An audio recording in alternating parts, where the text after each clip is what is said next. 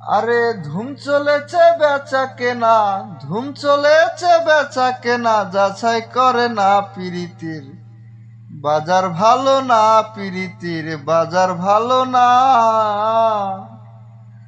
আসল মাল বাজারে বিকে কম, নকল মালের ফয়রা যারা তারাই খুব গরম। আসল মাল বাজারে বিকে কম, নকল মালের ফয়রা যারা তারাই খুব গরম।